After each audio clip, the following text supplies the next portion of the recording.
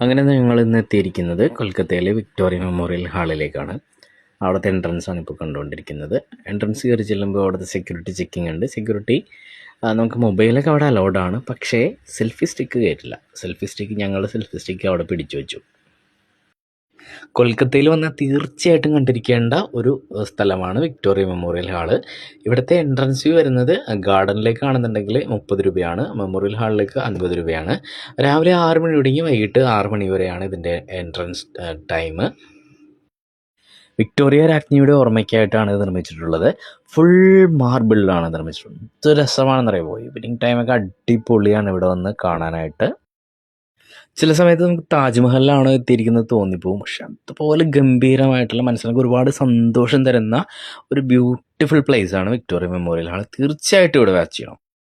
ഞങ്ങൾക്കിവിടെ ഏറ്റവും വലിയൊരു ട്രബിളായിട്ട് തോന്നിയെന്ന് വെച്ചാൽ ഞങ്ങൾക്ക് കാറ് പാർക്ക് ചെയ്യാനായിട്ട് 2 ദിവസം ഞങ്ങൾ ഈ മെമ്മോറിയൽ ഹാൾ കാണാൻ വേണ്ടിയിട്ട് ഇവിടെ കൊൽക്കത്തയിൽ കറങ്ങേണ്ടി വന്നു.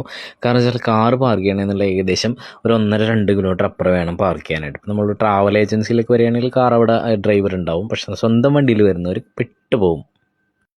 ഈവനിങ്ങിലാണ് ഞങ്ങളിവിടെ എത്തിയത്. അത് വലിയൊരു അഡ്വാൻറ്റേജ് ആയിരുന്നു. കാരണം ലൈറ്റൊക്കെ ഇട്ട് നല്ല ബ്യൂട്ടിഫുൾ ആയിട്ടുള്ള വിക്ടോറിയ മെമ്മോറിയൽ ഹാൾ കണ്ട് ഞങ്ങൾ സന്തോഷമായിട്ട് മടങ്ങാൻ സാധിച്ചു.